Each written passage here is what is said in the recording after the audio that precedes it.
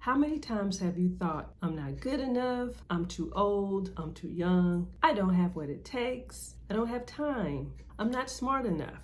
Those are limiting beliefs.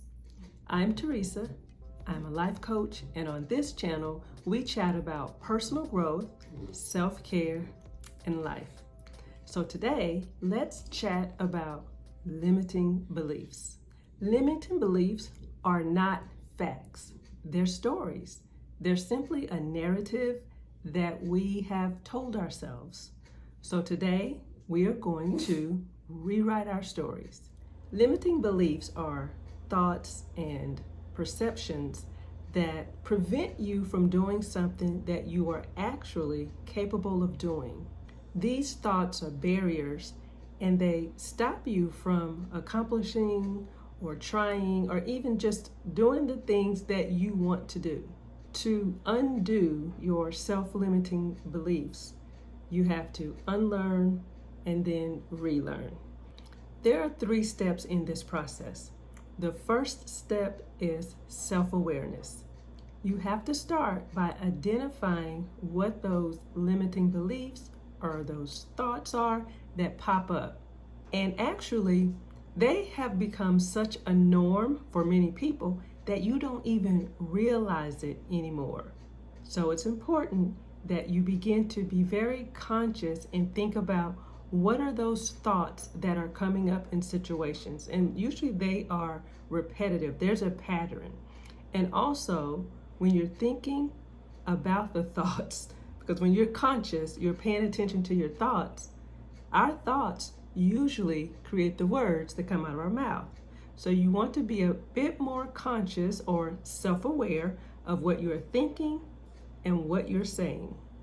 That is step 1, self-awareness and identifying the self-limiting belief so that we can overcome it. Let me give you an example. So imagine you are looking for a new job or even considering a promotion in your current job.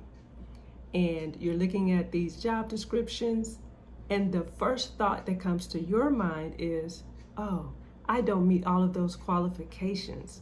I can't apply for this. That is a limiting belief. Trust me, there are many people who meet about 20 to 30% of qualifications, and they will apply for the job and get it. You probably work with some of those. Do not default to the limiting belief. Now, once you have begun to identify your limiting beliefs, the next step is to challenge that belief. Recall earlier, I said limiting beliefs are not facts. They're simply stories, a narrative that you are telling yourself. So challenge the limiting belief. Ask yourself, is there evidence to support it? Or is this just an assumption or a past experience? More than likely, 9.9 times out of 10, it is simply a past experience or assumption. There's nothing to support that limiting belief. So using the example of looking for a job or that promotion, and when you're going through the qualifications, rather than that limiting belief of, oh, I'm not qualified, I don't meet 100% of these qualifications for this role, I can't apply for it. Challenge that. Is there some type of assumption or past experience that caused that? Or is there support or evidence to support this belief? And you challenge that by identifying, what are you doing in your role right now? What are the accomplishments and the success you've had this role and in prior experiences? What are the skills that you have developed and learned? You can take this with you. So rather than go to that limiting belief, challenge it with what you know that you are capable of. So you have identified the limiting belief. You're going to challenge the belief. And now that third critical step is to replace the limiting belief with an empowering belief by using positive affirmations. Going back to our example of looking at the job description, rather than I'm not qualified, limiting belief. It's going to pop up. It is highly possible. Then you've challenged it and you realize, I got skills. I can do this. You will replace that with positive affirmations such as, I am capable. I am worthy. I am the architect of my destiny.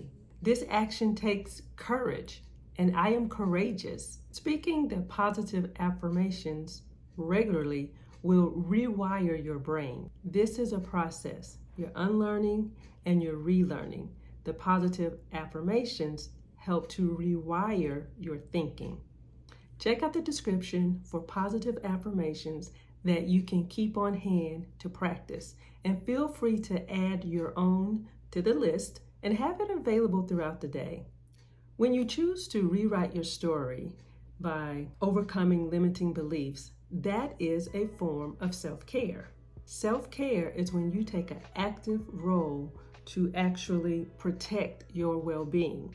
And as you practice overcoming limiting beliefs and use more empowering belief statements with positive affirmations, you are actually beginning to make a daily habit or practice of protecting your mental and emotional well-being. Which brings me to some exciting news. I have created a self-care 101 journal. It is a beginner's guide to help you get into the practice of inviting self-care into your life daily. The goal is to make self-care a lifestyle.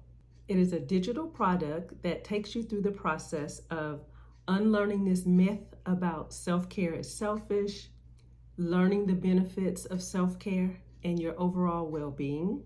And there's a 21-day self-care challenge that's provided to help you get in the habit of making self-care a daily practice so that self-care will be a lifestyle. The link is in the description.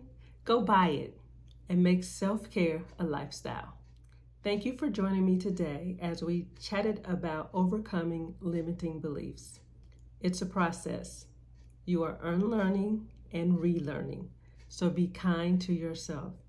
It's a journey. Thank you. See you next week.